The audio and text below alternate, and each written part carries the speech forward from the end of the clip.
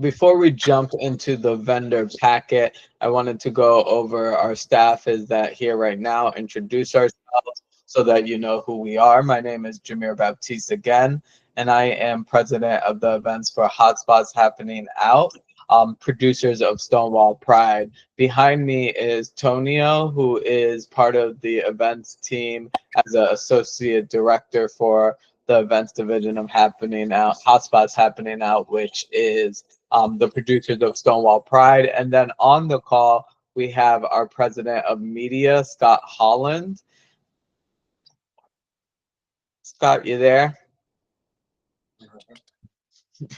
I'm here. I was just muted. Okay, and that's Scott Holland. He's actually in charge of the parade, but we all work in a fashion that helps each other out.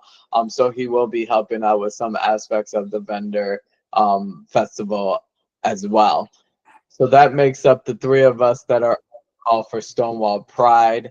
And so with that said, I'll go over kind of how this virtual is going to work in terms of us presenting the information and you guys asking any questions that you might have for us. Normally, I know that a lot of times they say reserve your questions for the end. However, the way that we're going to do it is we'll go over each slide, and after each slide, we'll ask if there's any questions so that we can answer them immediately before moving on to the next slide. Again, this particular meeting is for vendor booth. Anybody who has a vendor booth in the Stonewall Pride Parade and Street Festival 2025 in Wilton Manors.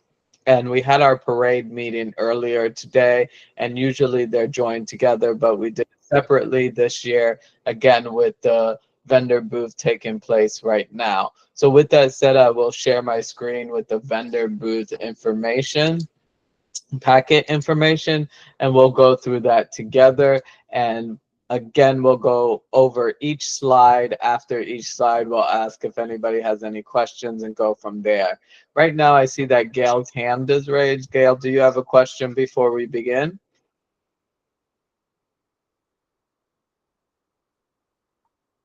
And if you can't use your, if you, for any reason you can't verbally say any questions that you might have, you can also put it in the chat. Scott is going to monitor the chat and anybody who's raising their hand to answer so that they can ask their question, and then we'll answer them for you. So let's jump in. Gail came back. Gail? If you can hear us, you may be on mute. I don't see a mute signal on your picture, but you may be on mute because we can't hear you. Right. And again, if you have any technical difficulties with the audio, you can always put your comments in the chat, and we will be monitoring that to make sure that we answer any questions that everybody has. So I'll get started with the vendor packet. I want to say to everybody that thank you for participating in this Stonewall Pride. This is exceptionally special for us as it is our 25th year in production with Stonewall Pride. So that's a big, amazing accomplishment for this festival in general, and just to have everybody participating means a lot to us. We have grown from our infancy to having over 50,000 attendees every year on Wilton Drive of Wilton Manors, Florida, and it is extremely enjoyable and exciting to basically see that we entered our 25th year and that we're going to have so many participants this year. We actually have a statement of just opening. Welcome to Stonewall Pride, and thank you for your participation in the Stonewall Pride Street Festival. We hope you have an enjoyable and rewarding experience. This guide has been prepared to comply with various city, county, and state rules, as well as insurance requirements. The policies outlined here have been established to ensure everyone's safety and must be followed at all times by you and your representatives. Any persons in violation of these rules are subject to ejection from the festival without refund and may be banned from future participation.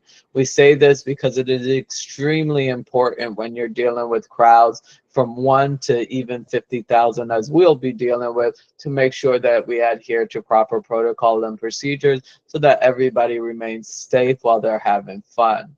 The general rules of the festival is electricity is available upon request. Remember, no booth comes with electricity, and we'll expand on that as we go into the packet. But you do have the option to purchase electricity. So if you want to do so, you can go to our website and purchase it.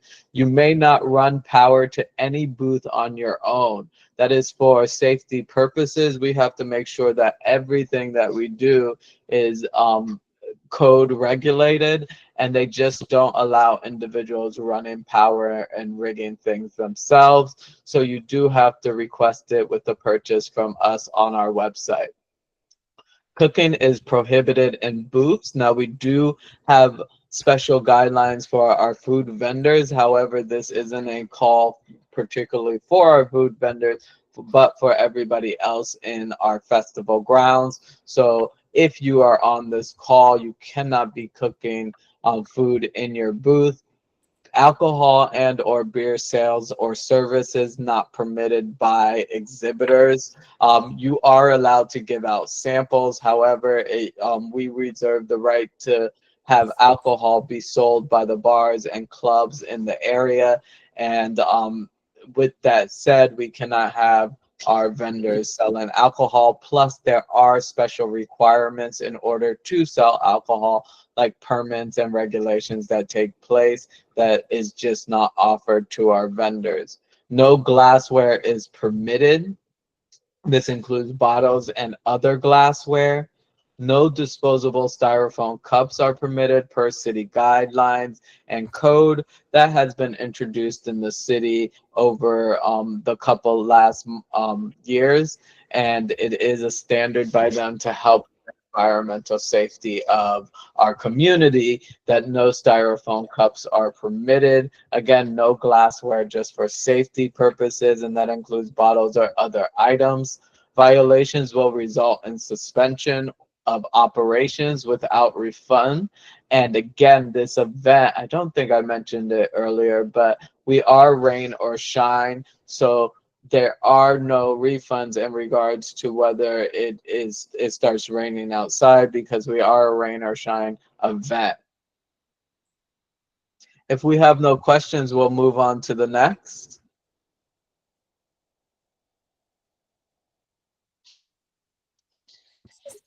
Sorry, let me check. There is a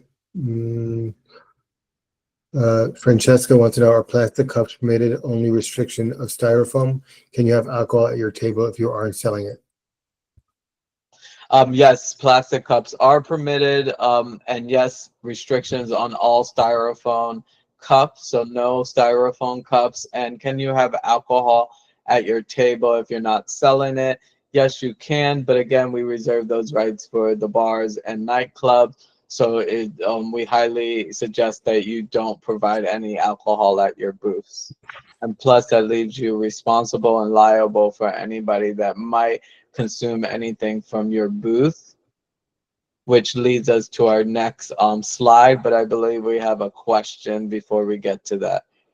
I think I could be wrong, but I think Francesca was talking about for the self consumption. Oh, yeah. You're more than welcome to.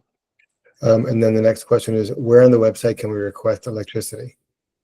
So if you go to where you purchased your booth at, and you might, if you didn't purchase your booth, you would go to www.stonewallpride.lgbt, and from there you would go to register for booth or parade. When you go to vendor or parade registration, you'll see an area that says purchase electricity, and you could do so there.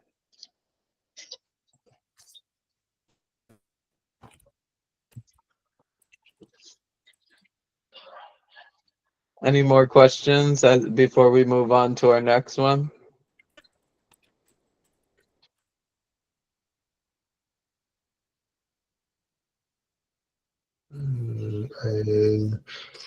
Please see my question above. I don't, oh God, there were so many questions. Give me a second. Someone asked a question. I can't find it because there's so many AI assistants here.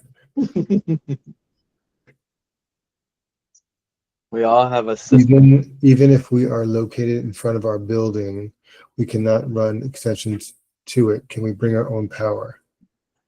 Melissa, you are with Anchor, correct? Melissa?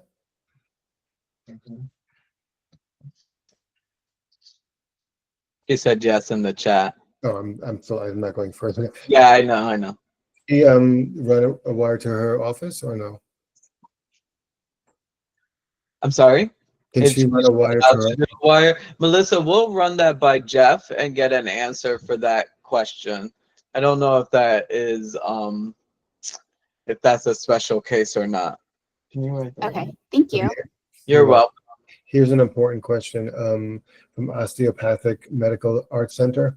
Electrical power was a huge problem last year. What is being done to ensure those of us who have purchased electricity will get it on time? So what we're doing this year is we're actually for the whole festival. What was a big delay for us is that we only planned to put everything out to do setup the day before and the day of. Now our setup starts a week in advance, starting next Monday all the way up to Saturday. So that gives us more time to put things out and to have things available. Also, we have our tech person that's in charge of the electricity on site at all times. So those are two provisions that we have put in place to address that issue.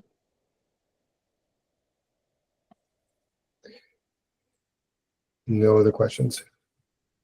All right, without any other questions, we'll move on to our insurance. Insurance is standard requirement for the Pride Festival exhibitors and vendors. It is necessary for you to provide proof of general liability coverage from an insurance company in good standing with a minimum policy limits of $1 million per occurrence and $2 million aggregate.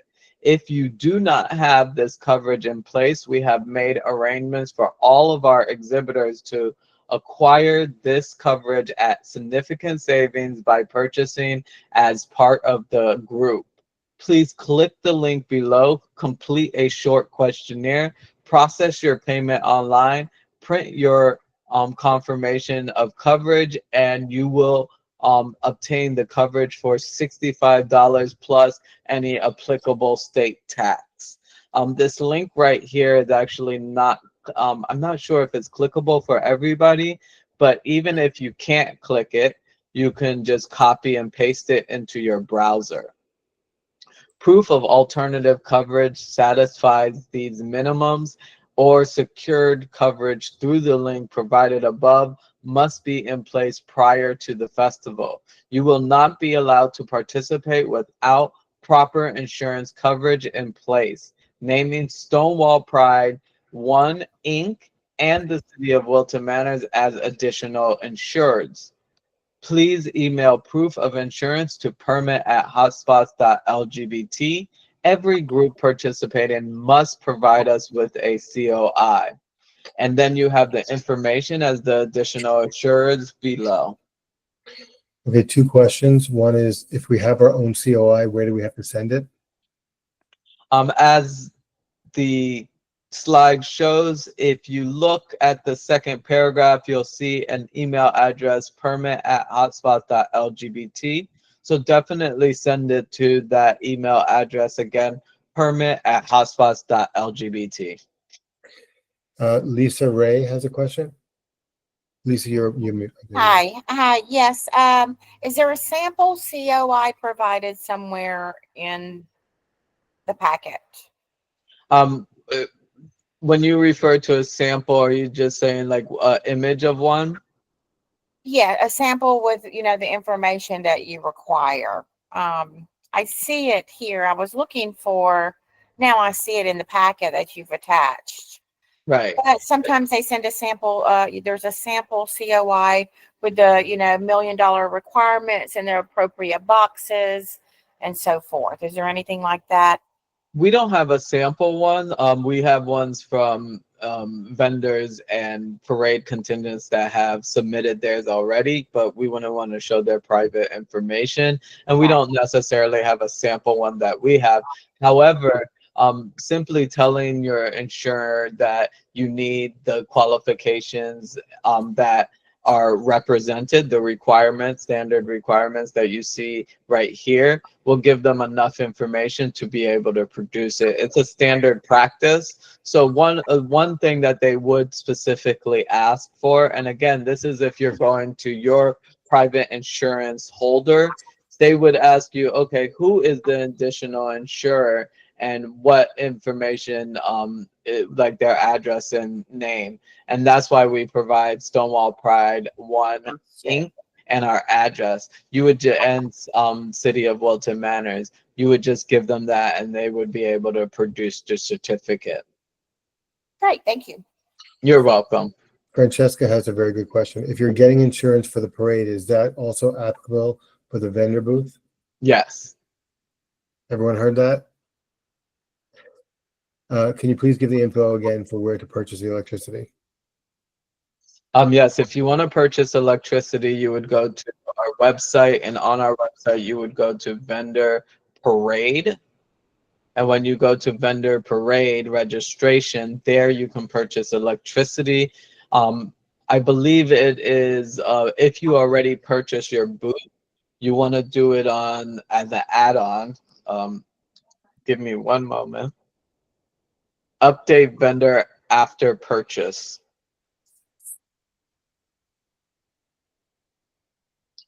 So that's where you would put the information, and we would have to charge you for that. You can also email permit@hotspots.lgbt and request electricity, and we can send you out an invoice. Thank you, Scott. Lisa McCourt, you had a question, but you went away. Do you still have a question? Seem that's a no. Allison Myers.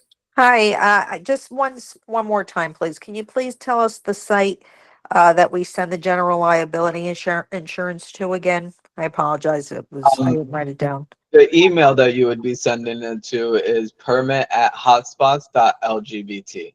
Now, if you need, yes, permit@hotspots.lgbt. And it's also listed on this document in the insurance slide, just in case. Okay. Permit at hotspots LGBT. Permit@hotspots.lgbt. Okay. Okay. Thank you. Okay, let me see. That's it for now. Thank you, Scott. Hold on one second. I'm putting the link in for the direct link to purchase electricity. If you have already purchased a booth, you go to other like add-on purchases or what have you. Again, you can email us at permit@hotspots.lgbt to put in that request. Someone asked a question. Once the insurance is submitted, will we receive a confirmation email? You should receive a confirmation email. At times it does get a little bit busy to where they're not responding to every single email that came through. So just make sure to send it to permit@hotspots.lgbt, and it will be saved under your vendor booth location and name. So Velvet has a question, and she's going to hate me because she's not going to like the answer. The question is, will we be able to drive up to our booth to bring stuff, etc.? And the answer is no. You can't drive up to your booth. You can bring carts and stuff like that. The only vehicles allowed on the festival grounds is vehicles that are staying on the festival ground.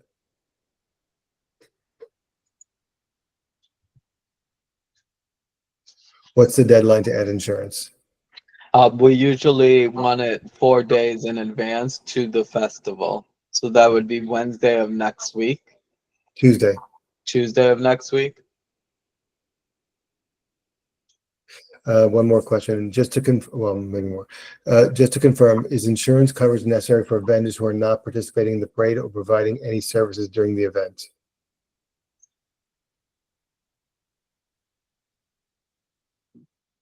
Yes. If you're not if you're a vendor and you're going to be and you're going to have a booth in the festival, then yes, you do need insurance. Ellen meant to ask, when's the deadline for electricity, not insurance? Same timeline. Any other questions? Nobody has their hand up. No other questions? Go ahead.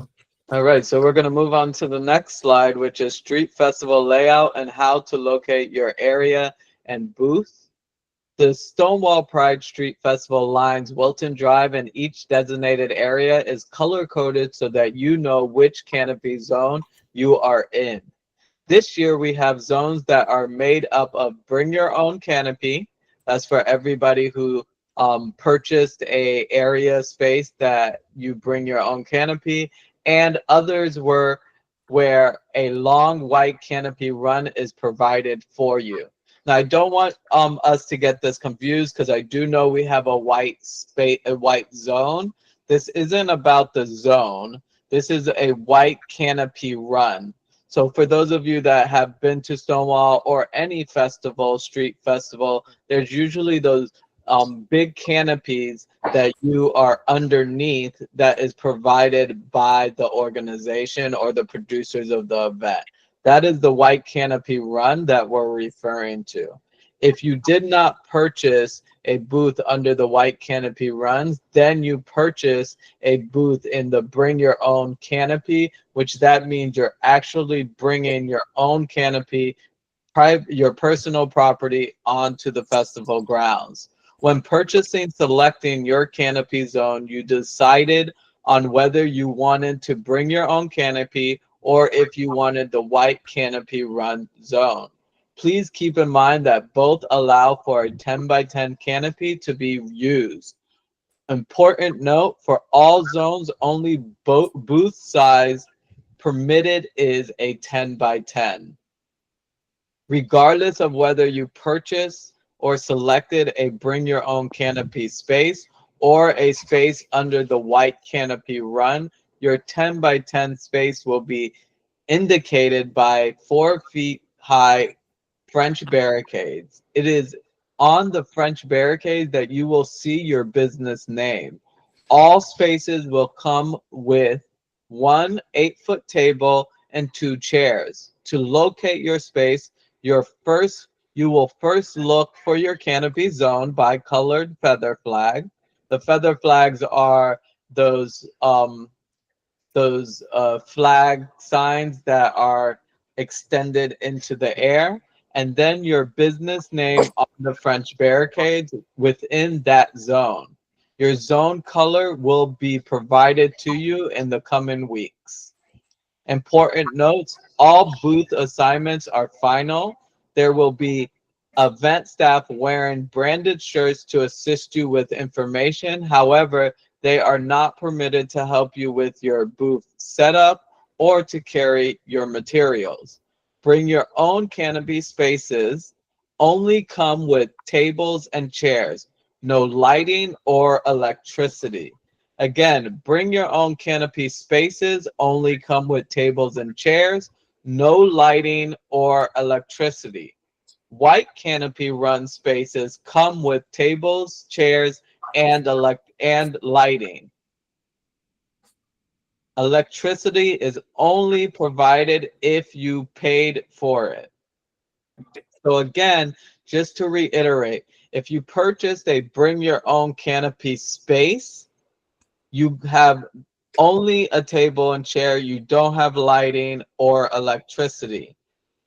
If you purchase a space under the white canopy run, you get a table, 2 chairs, and there's lighting provided. However, there's no electricity as well unless you paid for it. So in both circumstances, there's no electricity unless you pay for it. And the only ones that have lighting are the white canopy run.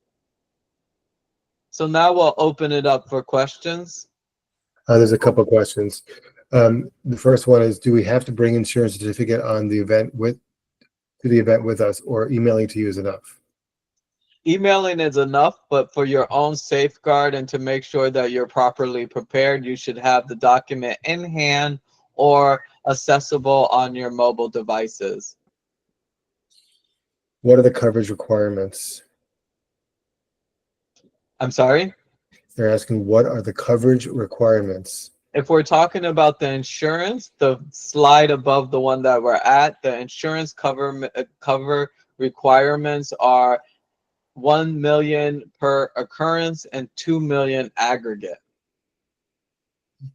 Francesca asked, if we get the bronze sponsorship package and weren't given the option to select the canopy, are we under the white canopy or do we bring our own? You're under the white canopy. Yes, you're under the white canopy unless you told us specifically that you would like to bring your own canopy. Next question, when do we get booth assignments? And next week. So most of all of you, unless you're a sponsor, you selected an area that already had that the area that you selected, you already selected a color area.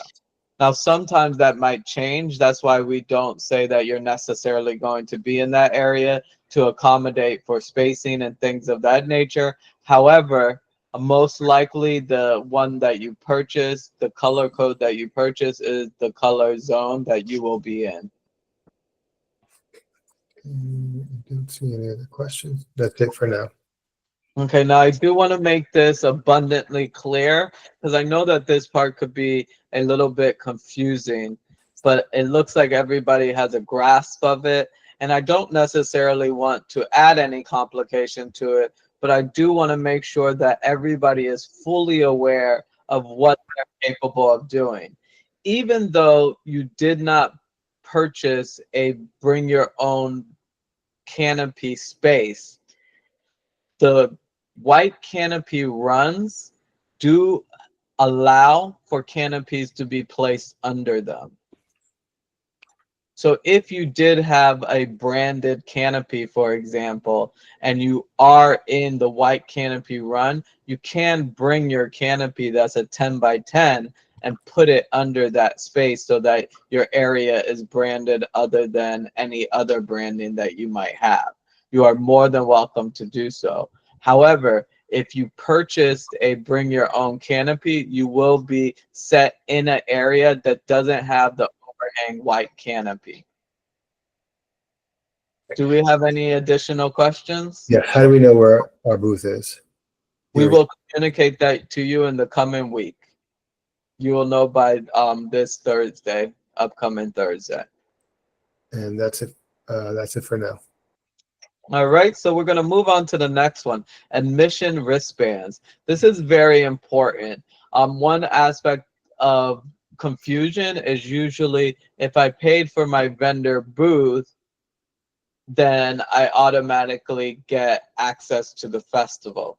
Paying for your vendor booth is paying for the registration of your booth space, which consists of 1 8-foot table and 2 chairs. And if you're in a white canopy run, lighting. It does not pay for your separate admission. So every person does have to pay for a wristband, which is a ticket for admission into the festival. All booth workers will need to have an admission wristband to enter the festival grounds. To get your wristband, go to www.stonewallpride.lgbt and purchase your wristband. Again, every person entering the festival grounds must have a wristband.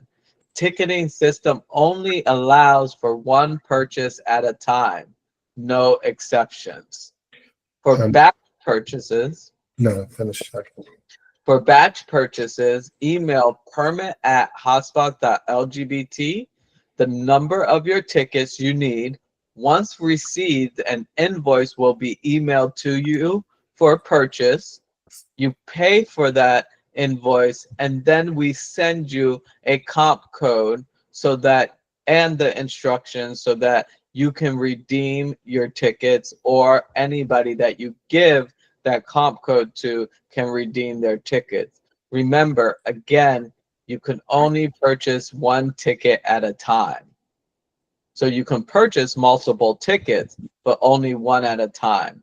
So once you get that comp code, you give it to every single person that you paid for that amount for. So a ticket pre-sale costs $10. If you want 5 people, you request 5 people. We send you an invoice for $50. And then you pay that invoice.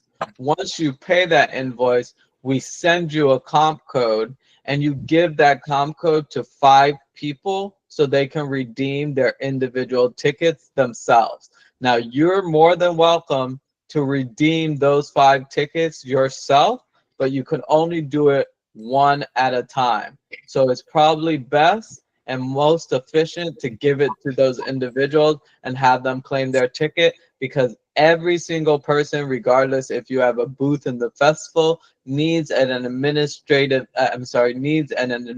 wristband in order to get into the festival grounds. And that includes during setup. Give everyone you wish to have the comp entry into the festival, the comp code and instructions, so that they can redeem their festival tickets. Parade vendors and general admission tickets all share the same wristband. Once you pay for one, you have entry to all areas. Vendor parking. There is Before you go into that, sorry, I just want to interrupt a couple of things. Just if everyone's aware that once each person pays, they will get an email with a QR code, and that's what you show to get into the festival or the parade. And when you buy the batch tickets, it'll only work for the number that you buy. So you just have to make sure that the people you're giving to are honest, because if they give it to 2 friends and they sign up, that'll come off your amount. So if you buy 10 and one person is supposed to, just get 1 ticket and they get 3, there's only going to be 7 left.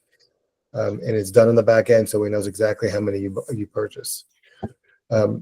Also, they're asking, vendors need to purchase wristbands. Yes, all vendors need to purchase wristbands, unless you're a sponsor. The sponsors get wristbands. Each sponsor gets a different amount depending on the level they get on, and we'll have them for them. We'll email you that. Is there a deadline for batch purchases, JB? Thursday is the deadline for batch purchases. It's always best to do it in advance, however, because as the date draws closer, the busier staff gets, and it is a limited number of staff that we have to perform these tasks. Where can you pick up the wristbands? At setup entrances and festival entrance, which are the same locations. Is there a deadline for individual ticket purchases? No, you could purchase individual tickets leading up to the event as well as the day of the event. Someone's asking, I think we answered this question already, but someone just asked, were tickets included in vendor pricing? No, tickets were not included in vendor pricing. Your vendor pricing only included 1 8-foot table, 2 chairs, and your vendor space. I think that's it. I think there's one more. Yeah, Rob Shore has a question. Rob, you're muted. Rob, And I know that Rob just said the batch tickets work great. Oh, he doesn't have a microphone. He said the batch tickets work great. yes, and I know that we use wristbands and tickets interchangeably. That's because they're the same thing. When you purchase a ticket, you redeem that. You use that ticket to get your wristband. Yeah, you'll show the QR code and they'll give you a wristband, and that'll get you in for the whole day. Question. Go ahead, Lisa. Excuse me.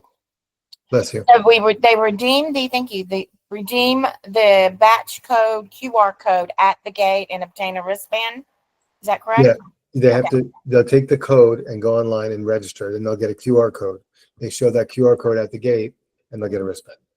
Gotcha. Thank you. So again, when you want to get a batch purchase, that's saying, hey, and the way that batch purchases work, because I know that sometimes it's confusing where people think since you could only purchase one ticket at a time, that batch purchases allows you to purchase a batch of tickets at one time. And the way that that actually works is that you're purchasing a large amount because you don't want those individuals to have to pay. You're not purchasing it for them, you're purchasing it so they don't have to pay. So that's why we use the word redeem. So you're not redeeming their tickets, you're purchasing their tickets. So you're purchasing someone's $10 ticket, you give them the comp code so they can redeem their ticket. So again, batch purchase just allows you to purchase multiple people's ticket. For example, when you have staff or volunteers working at your booth, you're not going to require them to pay for their own festival admission. So you're going to pay for it for them. And then you're going to give them the comp code so they can redeem their ticket, so they can have entry into the festival where they show the QR code and then they get a wristband. Any other questions before we move on to the next section in this slide? I have a question. I'm sorry. This is Kanisha from HRC. I just want to make sure I understand. So we're going online, we're ordering these batch tickets, and we're going to be able to give them a code to redeem, and they redeem their own code for these wristbands. So we don't do anything after we purchase this batch of codes. Right. You just want to make sure that you give it to the individual that needs to redeem them. So let's say HRC has 10 people that will work their booth throughout the course of the day from 3 to 11 p.m. And HRC has decided that they're going to pay for everybody's ticket. They're going to send us an email at permit@hotspots.lgbt, request 10 tickets. We're then going to send an invoice to HRC to pay for those 10 tickets at $10 each. So if my math is correct, that's $100. Once you pay that $100 through the invoice, it's a clickable. You just click on the button and you choose your option of payment. You pay that $100. Once you pay that $100, you will then receive an email with your comp code. You take the not only with the comp code, but instructions as well.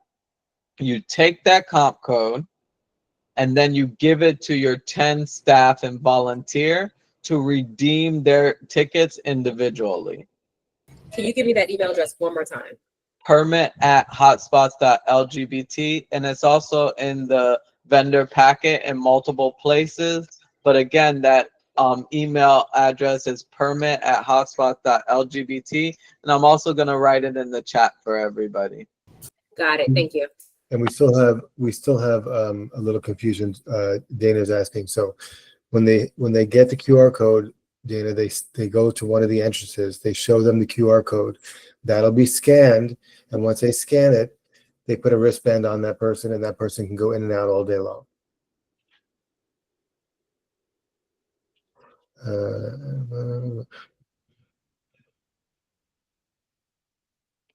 Velvet's asking, just for performers, would they need tickets as well? Because I have two groups performing on two different stages and in the parade. Yes, everybody needs a ticket to enter the festival grounds.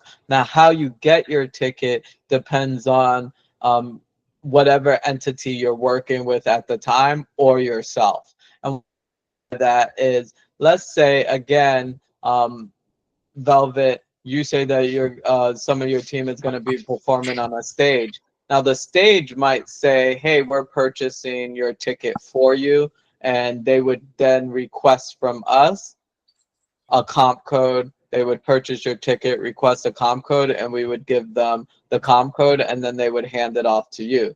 Now, if for any reason entry is not in your agreement with the entity, then you would purchase your own ticket, but everybody has to purchase a ticket. Now, if you did purchase a ticket for the parade admission, that parade admission ticket also works in the festival. So let's say you're going to the parade and you're in the parade and you redeemed your wristband from your parade admission ticket, and the parade is done and you get off your float and you want to now go into the festival grounds. All you have to do is show your wristband and you get into the festival. Next question is, when do the ticket prices increase? The ticket and prices increase day of.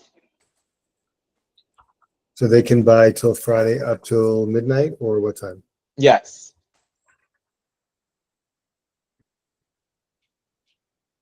Somebody raise your hand. Hold on one second. Avion, if I Hi, pronounce. this is Avion from Prism.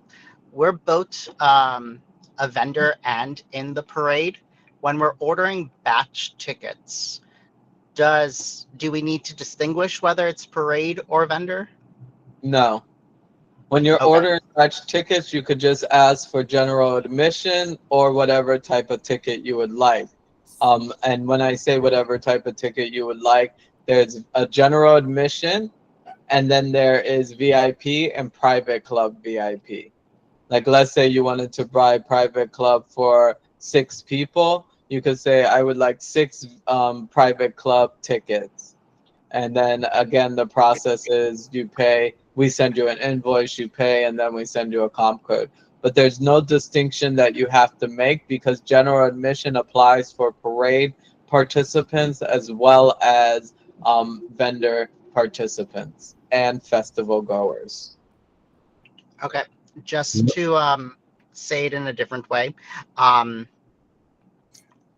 for every unique person that we have in the parade or staffed at our table, we need 1 ticket. Correct. Got it. But Thank if you have somebody in the parade and they're also going to be in the festival, they still only need 1 ticket. Thank you. Mario Vander Ree. Hi, yes. Question. I came in a little bit late for the booth. What's going to be provided, and I might have missed it, we have a table and chairs, and what size is the table? Or do we have to bring everything under the booth ourselves? 8 feet is the size of the table. And again, when you purchase a space, you get 1 table and 2 chairs, and the table is 8 feet. Thank you so much. You're welcome. Rob, is that another question, or is that from before? Because it didn't go away.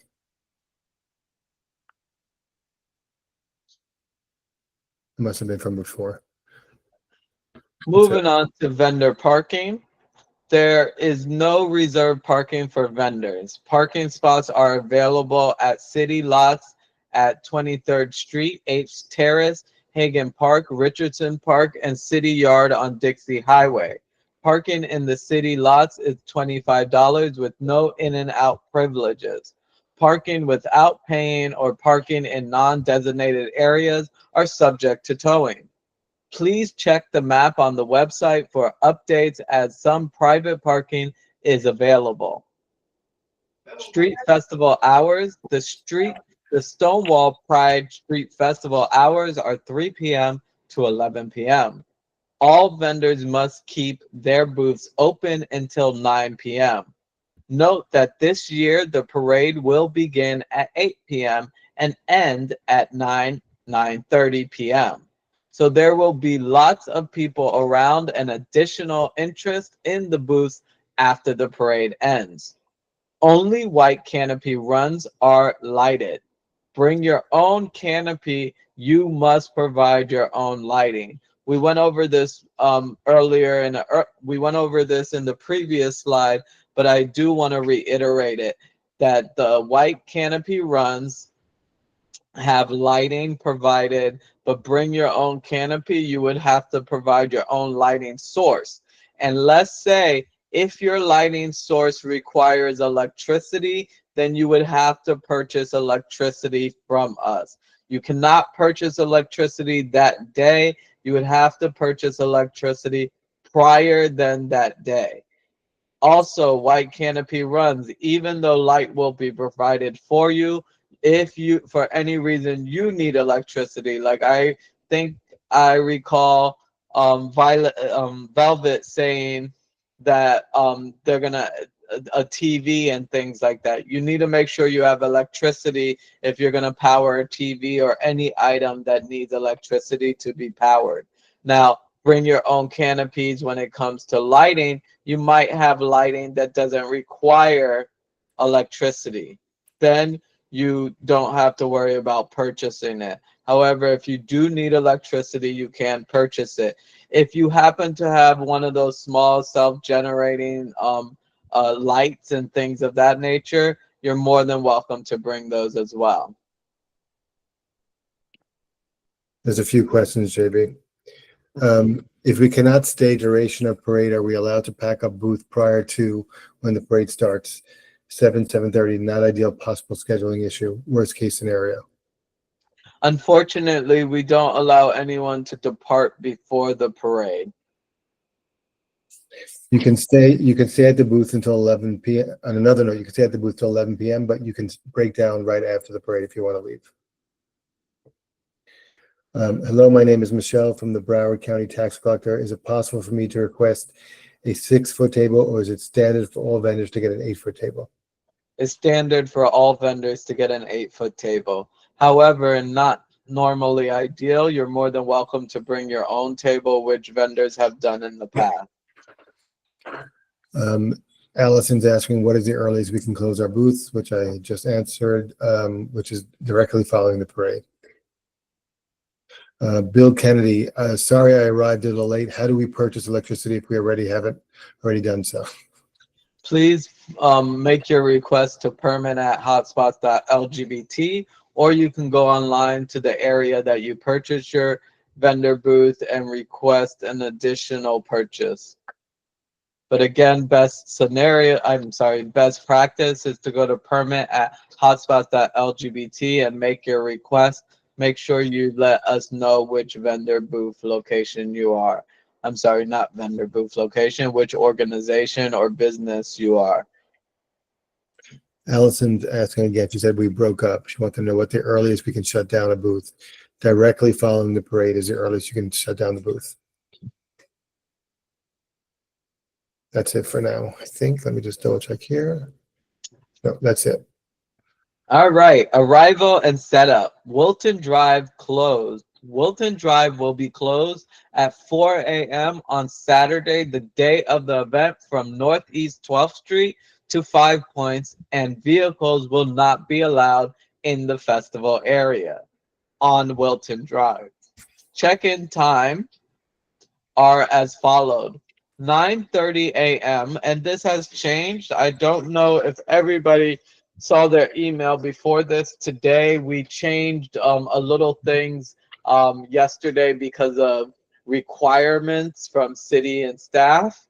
So these numbers have changed. If you didn't get the vendor packet today, then then you might want to look at your email. Actually, you do want to look at your email to see the updated version.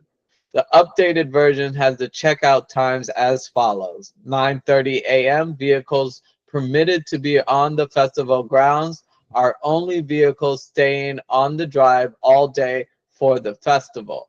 So if you have a vehicle and you got proper paperwork approval from Jeff Sterling, our CEO of Stonewall Pride, then you can have your vehicle driven onto the drive to go to your arranged area that you have for your booth. No one else is allowed to bring a vehicle unless they get prior consent from Jeff Sterling, and that prior consent comes with a permit pass that you must have and present at the time that you come in, which is 9:30 a.m. So let's say you have a mobile testing unit. Your arrival time is at 9:30 a.m.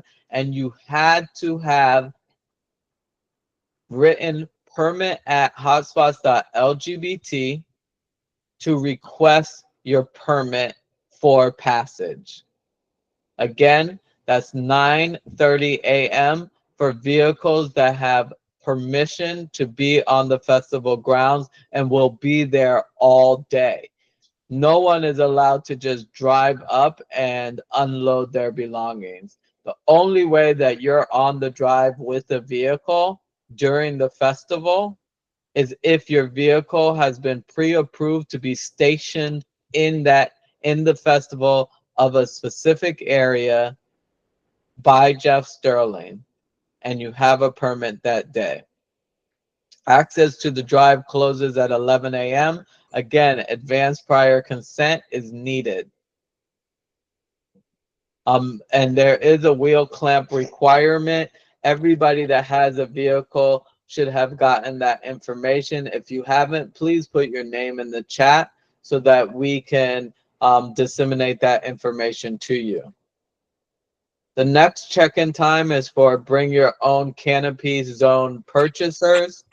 If you have purchased a bring your own canopy, then you would come at 10:30. Now, again, that doesn't mean that you could drive your car onto the drive and set up and prop up your canopy. There are no vehicles allowed on the drive unless you have been permitted by Jeff Sterling, our CEO, to be on the drive and you have received your permit pass from permit@hotspots.lgbt. So again, that second loading time, setup time is 10:30, where you purchase. If you are a purchaser of your bring your own canopy, you would have to walk your canopy onto the drive. The last load-in time is 11:30 for all other vendors. So if you do not have a vehicle that's going to be in the festival grounds and you did not order a bring your own canopy zone, then you would come in at 11:30. Vendor check-in ends promptly at 2 p.m. Late arrivals will not be allowed due to security measures.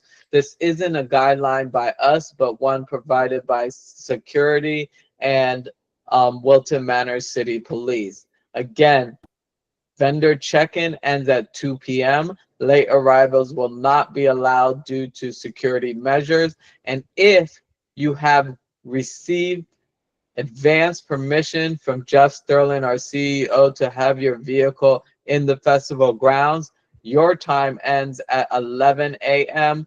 and your time to get there is at 9:30 a.m. Drop-off areas. As a vendor, you have been assigned a drop-off area near your entrance where you can unload. There is no parking at the drop-off area. Please unload as quickly as possible and move your vehicle. After parking, you will need to cart your materials to your booth. All materials will need to be hand transported to your location. No vehicle traffic on Wilton Drive other than what was indicated above for a 9:30 a.m. entering time. Again, prior consent is required and a permit provided by us must be shown at the time of entry into the festival on the drive if you have a vehicle that was previously approved. So we'll open it up to questions. McEddie, I think, needs information on the clamp. Is that correct? Yes, and also I have a couple of questions. Go ahead.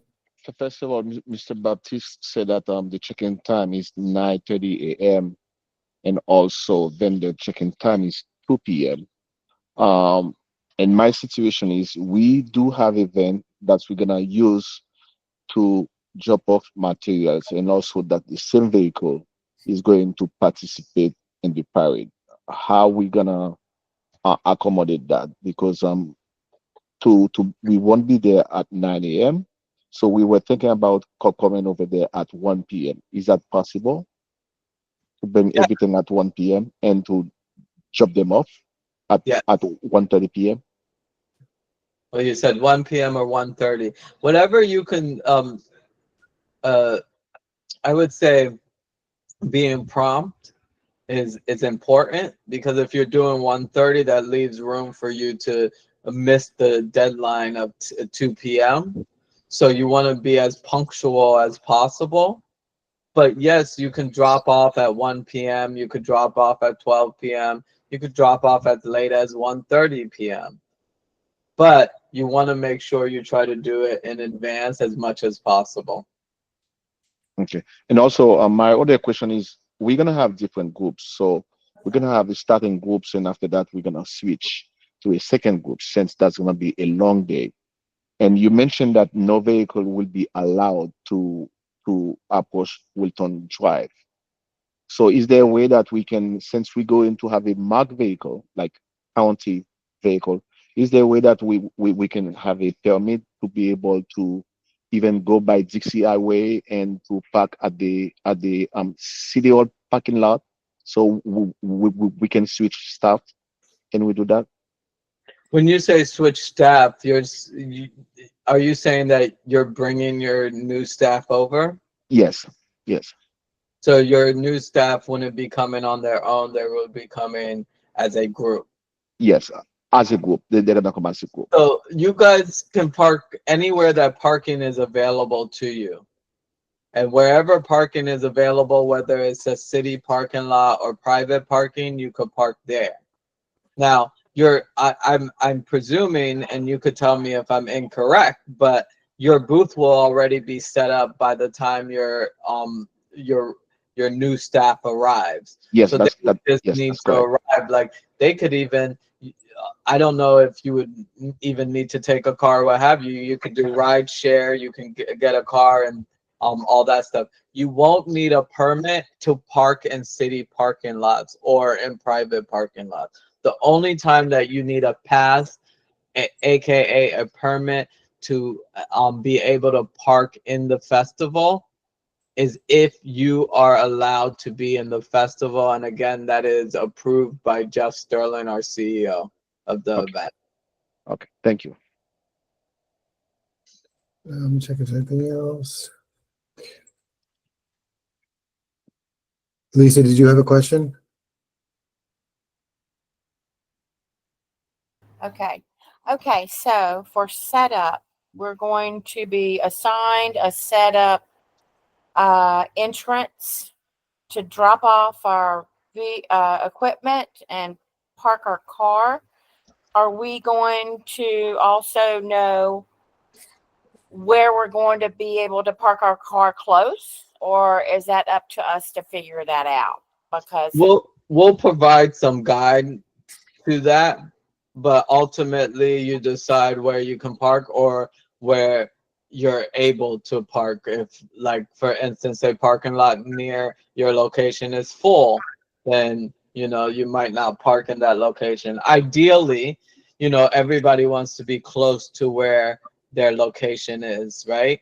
But if you get there later, or if you don't mind walking and you find a good parking and you're just like, hey, I'm gonna park right here and take my stuff on. If you don't have a lot of stuff to take, these are all situations and incidences that are unique to the individual vendors, right? And you make those assessments and decisions on your own, whereas we just give you advice of what we think is best. Like when we say we assign you a unload place, like let's say you go to the 6th Avenue entrance and we recommended the Northeast or the 20th Street entrance. We're not going to deny you entry. You're just going to have to walk further than what you would have had if you went to the other one. right, so you're going to coordinate the drop off entrance for us, which is closest to our booth Right. as possible, and then we're going to find a spot, of course, as close as possible. And you're going to also let us know what spot what parking facility is close to us at Right. that entrance. Okay, great. Right. And then also and we highly suggest that you bring more than one not Yes. more than one person, maybe just two people, because what you will do, again, you can't park at the unloading area. So Right. the perfect situation is to have a minimum of two people. Duh. So you go to the unloading area, you unload, the two people unload all of the stuff. One person stays with the stuff, the other person parks. The person that parks joins the person that was watching the stuff, and then you guys go over to your booth together. Or if the person that was watching the stuff that helped unload the stuff and isn't parking feels that they can take all the stuff themselves, then you take all the stuff yourself. We highly also recommend those new wagons that everybody's using. They are a lifesaver in so many ways. If you haven't got one, we recommend that you do get one. Oh yeah, we have them. Okay, great. Thank you. Perfect. Couple more questions. Allison, the earliest to pack up is directly following the parade, somewhere between 9 and 9:30. And no, you can't break down the next day because the street reopens at 4 a.m. On Saturday night, Sunday morning. So if you leave stuff there, it'll be thrown away.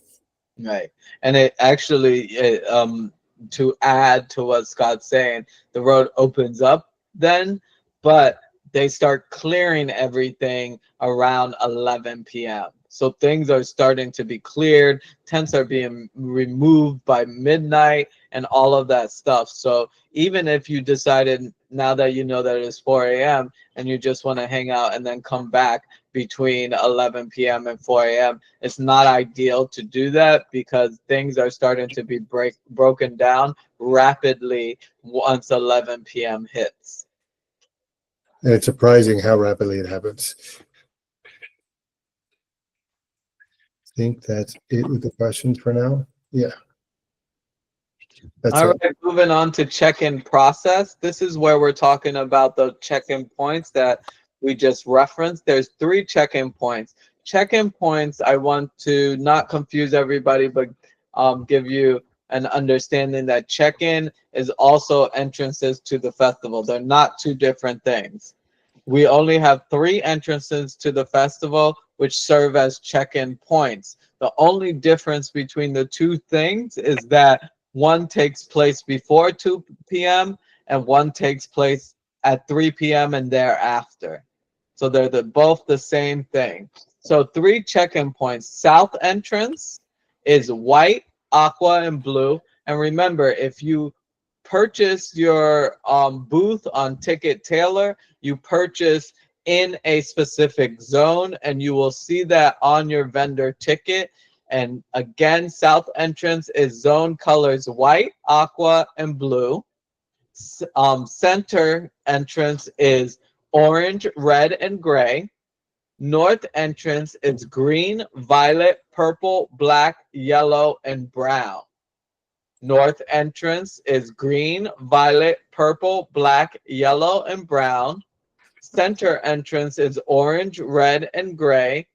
And south entrance is white, aqua, and blue. Now I know that we're only telling you the entrance and not exactly where it is, like south and like northeast 20th Street, what have you, but we will communicate as well. Again, parking and unloading. Either park or unload your vehicle, or quickly unload your vehicle and proceed to parking. There is no parking or vehicle standing at the drop-off locations. That's very important because there'll be security and police there, and they will ticket you and things of that nature if you're found parking in that area.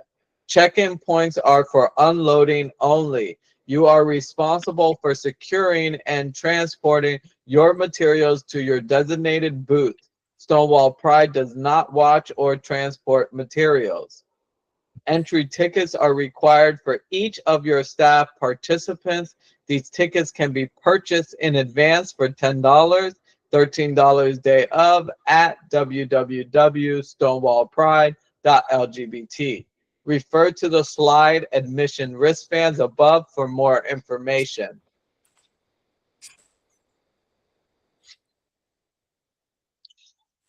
So question, I see one. Scott, do you see one in there? No? All right, that means we're going to move on to Yeah, the. sorry. I do see a couple that we missed. Sorry. Hagen Park lot will be available for paid parking once we drop off vendor items. Yes, Hagen Park is one of the lots that will be open. Next one, is it okay to arrive by 11 a.m. for bring your own canopy? That was the initial time I saw on the brochure. Yes, you could arrive at 11 o'clock. Now, again, the arrival times are very important for order and operation. But let's say you have your own canopy and you want to arrive at 12:30. That's up to you. But remember, the time to stop is 10 p.m. and the best time to arrive is 10:30. 11 a.m. works as well, but 10:30 is the best time after configuring and understanding and consulting with the city. 10:30 is the best time. And if you have a vehicle, you just want to adhere to the time because that is a very tricky process. And if you miss your window, your vehicle will not be in the festival grounds. Greg Webb says, I have my ticket and do not see a color location. That won't be on your ticket. Want to explain again, Tibby? Okay. Greg, I don't know if you're talking about your admission wristband ticket. Your admission ticket will not have it. But if you purchase a vendor booth, then it would be in your vendor booth ticket, your QR code for your vendor booth. Because it would literally say vendor booth, it would say the section that you're in, and it would say the color of the section that you're in. And then Kwasia, I probably pronounced that wrong, asking again, when do the ticket prices increase? Day of. I'm sorry? I said, When when the prices increase? Yeah, day of. Yeah, she said she got it. She said, thank you. Okay. Yes. The day of $13. Till midnight on Friday is 10. After that, 13. That's it. We're good, Jimmy.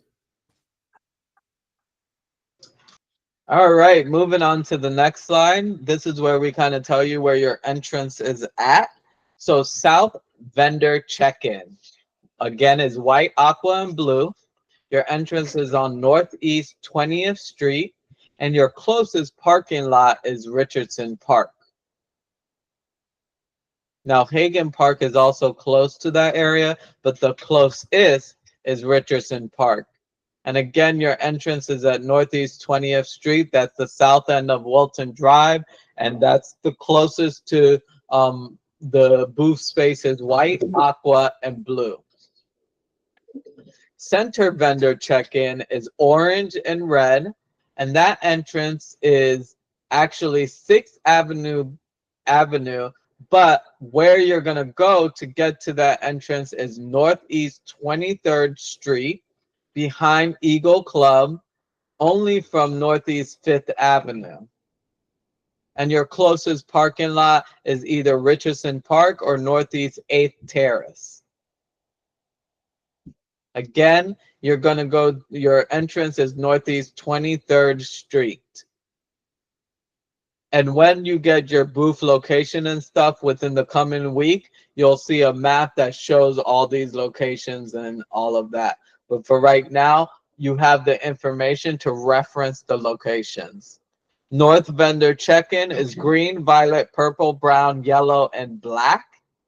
And you're on the corner of Northeast 23rd Drive and Northeast 11th Avenue, which is also the same location of your parking lot.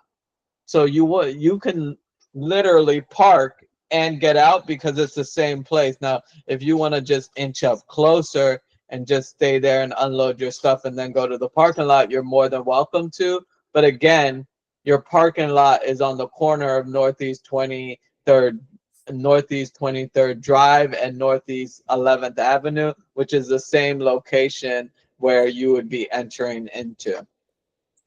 Reminders, there's no free parking. City lots cost $25, and there are private parking lots as well.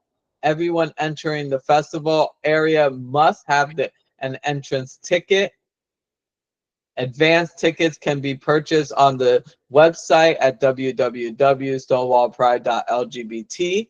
and that's $10 for advanced tickets and $13 day of. If you need any more information about your admission wristbands, like batch purchases, please look at the previous slide, 3 slides up. Okay, Ellen Dorfman wants to know, how do I access this recording, and please resend this guide.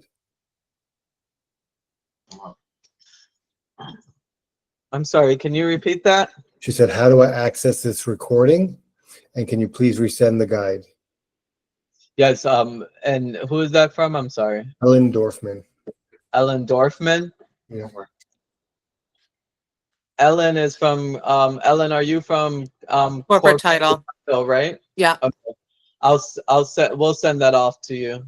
Thank you so Uh, much. Yes, because I remember. For some reason, it was showing this whole meeting was showing canceled and I didn't get anything. Okay. Thank Yes. you. So I'll send that to you. We'll send that to you, and then the recording will be on the website, and we'll let you guys know once it's uploaded to the website. Any particular place? It will be under. Let me see where.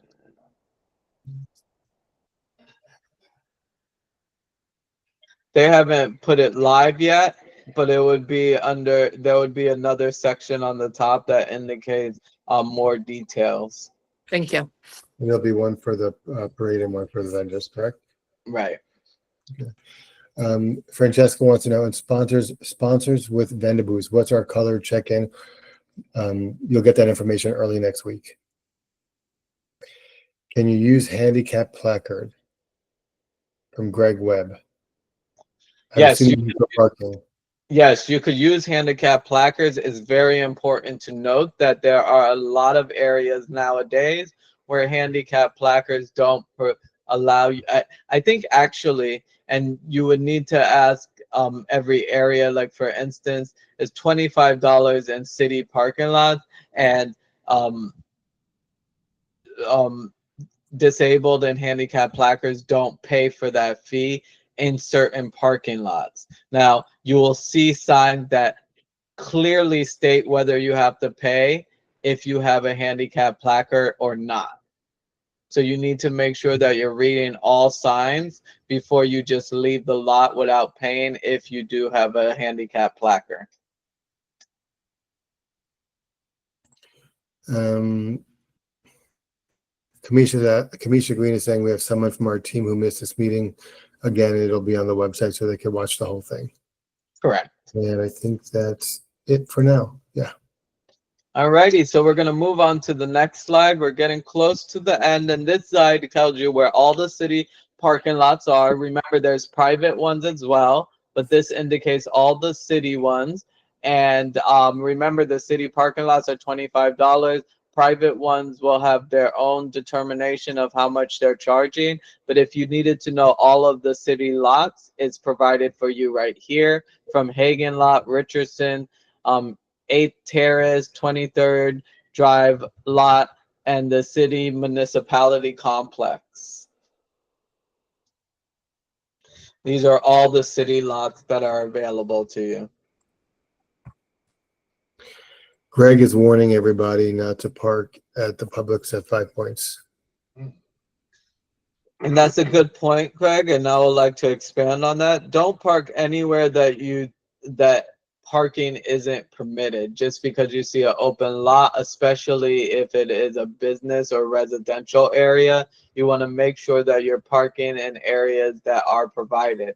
And when in doubt, if it's free, most likely you can't park there because they do want to take advantage of the event that's going on. So most places, even if they're a private lot, they're charging. And I will tell you a great place to park, just a suggestion, you park wherever you want, but a great place to park is in the past couple of years, Kids in Distress opened its parking and they charged $20 to park there, and all the money went to Kids in Distress.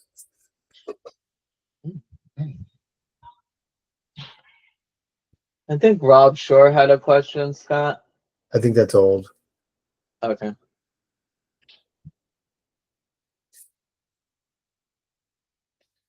Moving on to the next slide, Oh wait, he said, I'm sorry. He said, I'm sorry, you're right. He said parking lot fee is still paid through the apps. What parking lot? Depends what parking lot. yeah, it depends on what parking lot. If they do have, actually, that's a good question. Government parking he's talking about. Yeah, but I'm sure they do it by the meter. I mean, I'm sure they do it by the app as well.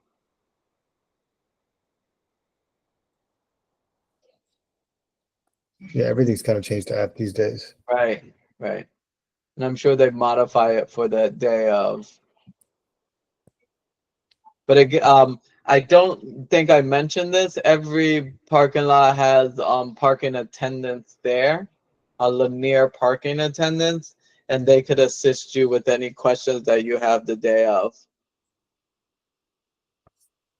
Booth breakdown and loading.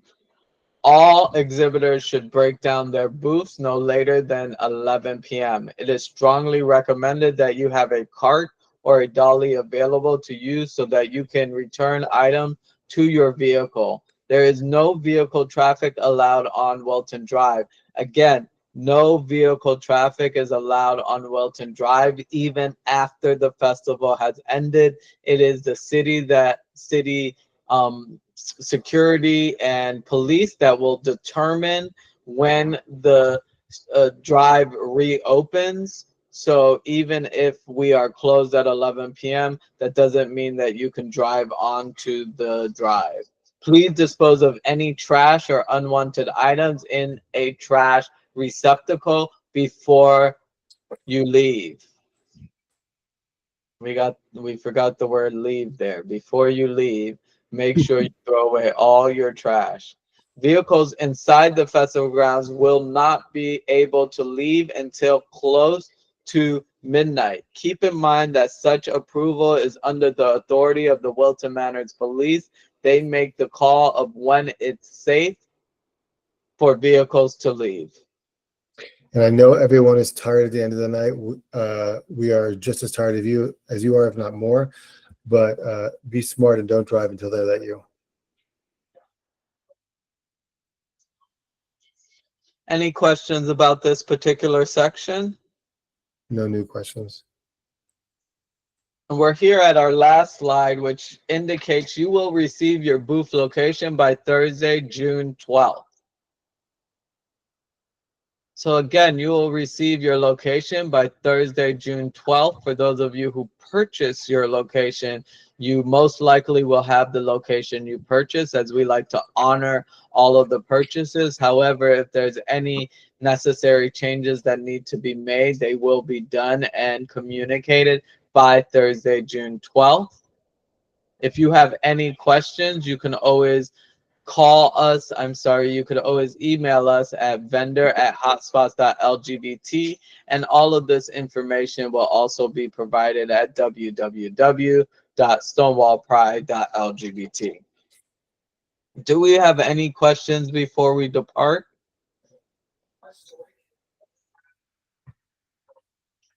Nothing? Alrighty, remember, if you still have questions, you can always email us at vendor@hotspots.lgbt. If you have a vehicle in the festival, please make sure you email us at permit@hotspots.lgbt to get your to get your permit pass to have your vehicle in the festival. Please again email us at permit@hotspots.lgbt. And remember, every single body that walks into the festival needs a wristband. So if you have a body walking into the festival, you need to have a wristband, and that's not multiple wristbands for parade and festival. That's one wristband for every single person. Thank you guys so much. And again, we really appreciate you joining us for our 25th anniversary of Stonewall. This is going to be an amazing experience like it is every year. And you're going to have an amazing opportunity to promote to over 50,000 people that come to the festival. So this is all about brand awareness for your organization.